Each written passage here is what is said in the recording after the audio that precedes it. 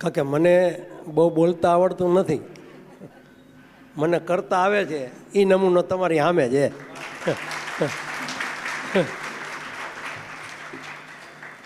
ઉત્તમ, પહેલી વાત તો મેં હમણાં ભાઈને વાત કરી કે એ 22 વર્ષનો થયો, એને રોતા નથી આવડતું. એ રોયો જ નથી ને એને રોતા આવડતું જ નથી. અને એ ગમે એની નકલ કરી લે ગાયનમાં.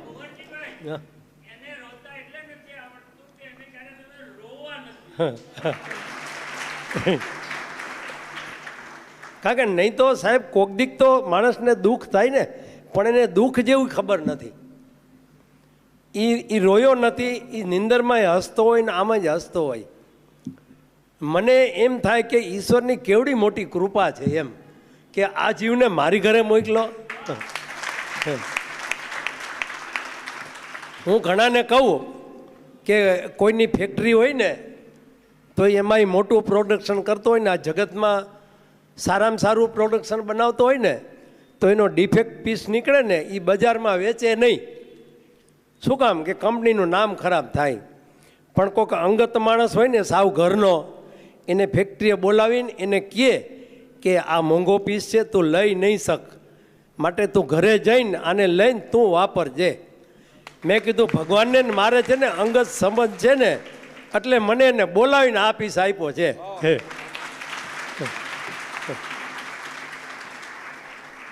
એટલે મેં હજી આવડો થયો એ 22 વર્ષનો, ભગવાનને માનસિક પણ ફરિયાદ નથી કરી તે આવો કેમ મોકલો. મનમાં વિચાર પણ નથી આવ્યો એમ. નહીં તો ક્યારેક વિચાર તો આવે ને, એ પણ નથી આવ્યો એમ. આર્થિક પરિસ્થિતિ સારી હોય ખરાબ હોય કોઈ પણ બાબતમાં એમ. અને હજી સુધી એ કોઈ દિવસ નાપાસ નથી થયો. ડિસ્ટિંક્શન માર્કમાં પાસ થયો છે બધી જગ્યાએ. અને દરેક જગ્યાએ એને ઈશ્વરે એટલું બધું પ્રોત્સાહન આપતા ગયા છે ને, એટલું બધું આપતી ગયા છે ને, કે હું પોતે પણ કલ્પના નથી કરી શકતો કે આને આવી સગવડો કેમ મળતી રહે છે.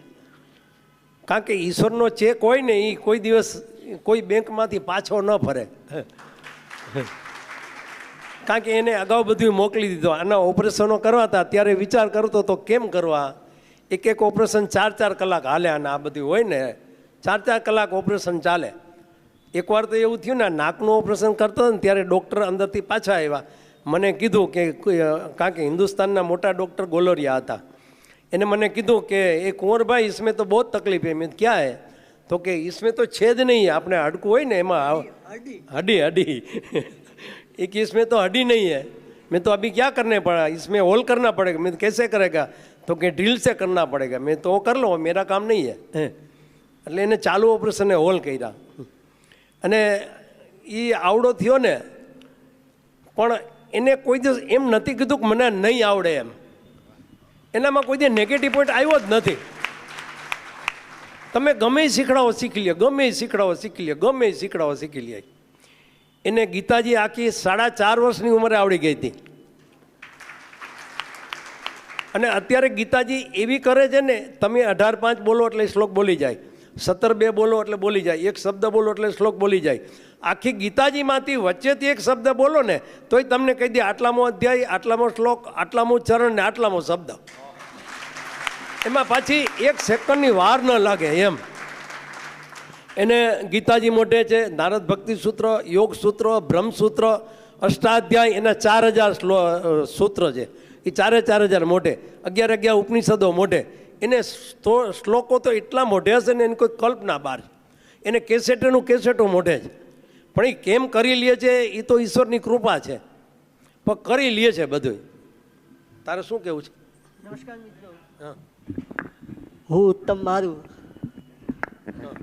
હા, આપણે બધાએ સાંભળ્યા છે, પણ કોકિલાબેને કીધું પ્રમાણે ઉત્તમ એટલે બેસ્ટમાં બેસ્ટ, બરાબર? उत्तम मारू. इकबाल ना एक शेर है, खुदी को कर बुलंद इतना कि हर तकदीर से पहले, खुदी को कर बुलंद इतना कि हर तकदीर से पहले खुदा बंदे से खुद पूछे बता तेरी रजा क्या है. આપનો ભાગ્ય વિધાતા પોતે જ છે. પુરુષાર્થ કરો તો ભગવાન ચોક્કસ પ્રસાદ આપશે જ. આપ સૌને મારા વંદન. એક ગીત ગાય છે, કારણ કે ટાઈમ ટૂંકો હોય એટલે ઉત્તમ એક ડુએટ ગીત છે. જો જ નહીં. હા એક થોડુંક ગાઈ લે અંતરો. ઈશારો ઈશારો. હા હો હો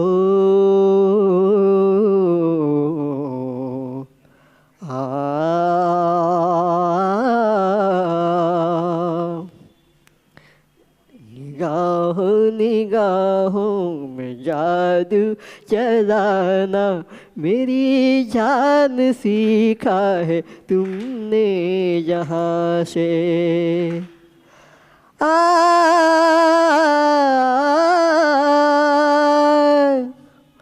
ओ मेरे दिल का दम भाग गए मेरी क्या थी इसने खता मुझे जिसने तड़पा दिया यही थी वो जालिम अदा यही थी वो जालिम अदा ये राजा की बातें ये मजनू के किस्से अलग तो नहीं है मेरी दास्तां से निगाहों निगाहों में जादू चलाना मेरी जान सीखा है तुमने जहाँ से थैंक यू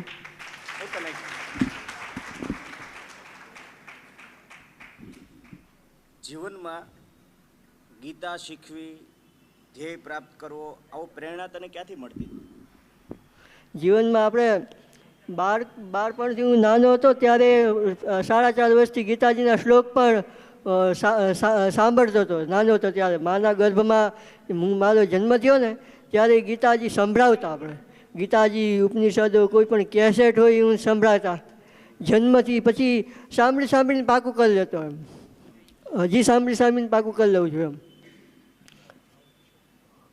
ક્યારેય ભગવાન માટે ફરિયાદ કરી? ના ના, ભગવાન માટે ફરિયાદ નહોતી.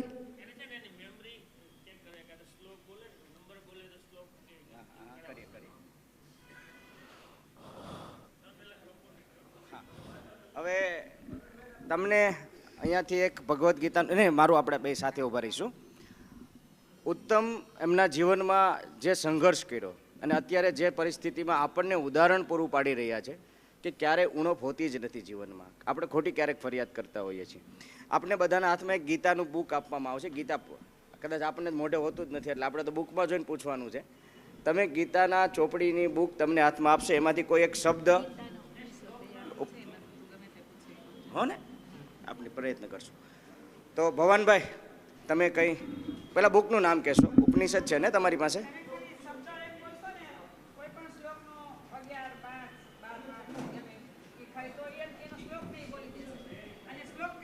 નરેશભાઈ ડોબરિયા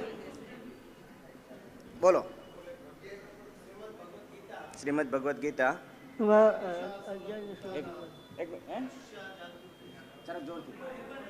નજીક આવી જાઓ.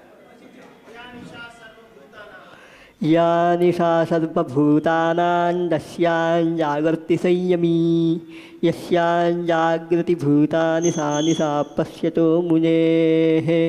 ભગવદ્ ગીતા બીજો અધ્યાય અને 69મો શ્લોક.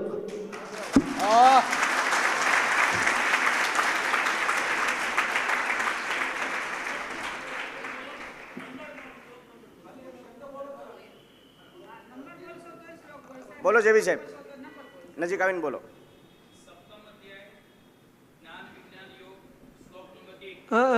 સપ્તમ અધ્યાય કેટલામો?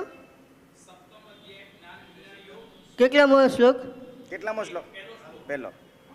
મય્યા શક્તમના પાર્થ યોગં યુંજન્મદાશ્રયા સંશયં સમગ્રમ મામ યથા જ્ઞાસ્યસि તત્શૃણુ. બહેનોમાંથી કોઈ એક. જયશ્રી બેન લો. હા, ભગવદ્ ગીતામાંથી અધ્યાય 10 શ્લોક નંબર 36 નંબરનો 8મો અધ્યાય શ્લોક 10મો અધ્યાય શ્લોક નંબર 36. દ્યુતમ છલયતામસ્મિ તેજસ્તેજસ્વિનામહં જયોસ્મિગ્ધવસાયોસ્મિ સત્વં સત્વવતામહં.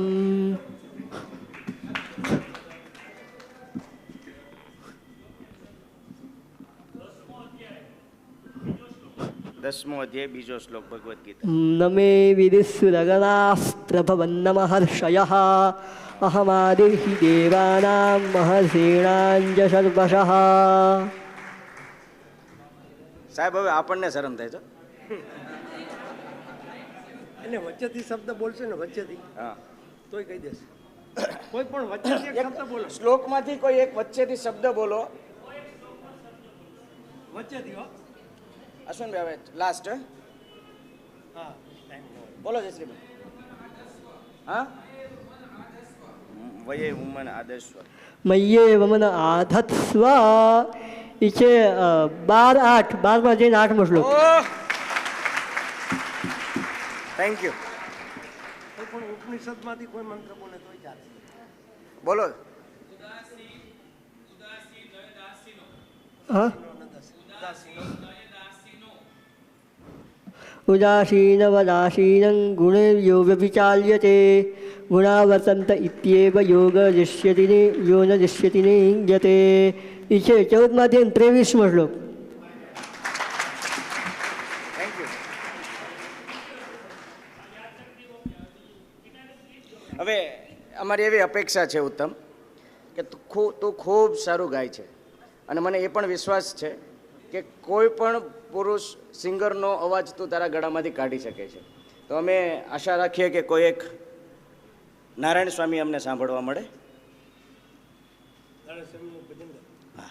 નારાયણ સ્વામીનું એક ભજન, નારાયણ સ્વામીના અવાજમાં. જે આવડે. શંભુ શરણે પડી માંગુ ઘડીએ ઘડી કષ્ટ કાપો દયાકારી શિવ દર્શન આપો. તમે ભક્તોના ભય હરનારા શુભ સૌનું સદા કરનારા.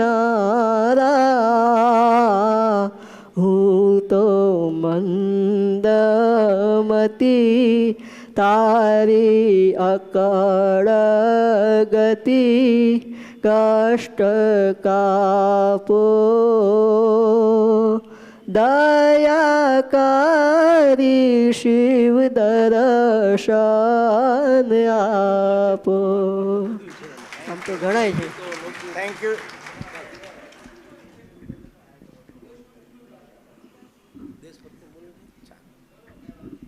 દેશભક્તિ. સંસ્કૃતમાં છે, દેશભક્તિને ગીત. સંસ્કૃતમાં છે.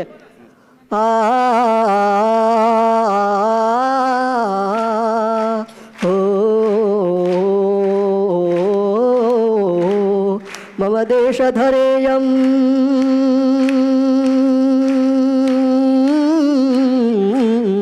મમ દેશ ધરા ઉદ્ગીરતિ સુવર્ણમ મૌક્તિકરત્વ નિધાનમ મમ દેશ ધરેયમ મમ દેશ ધરેયમ મમ દેશ ધરા ઉદ્ગીરતિ સુવર્ણમ મૌક્તિકરત્વ નિધાનમ મમ દેશ ધરેયમ મમ દેશ ધરેયમ.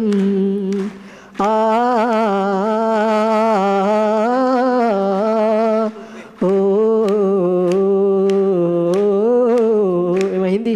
बैलों के गले में जब घुंघरू जीवन का राग सुनाते हैं, जीवन का राग सुनाते हैं, गम को सुदूर हो जाता है, खुशियों के कमल मुस्काते हैं, खुशियों के कमल मुस्काते हैं. हो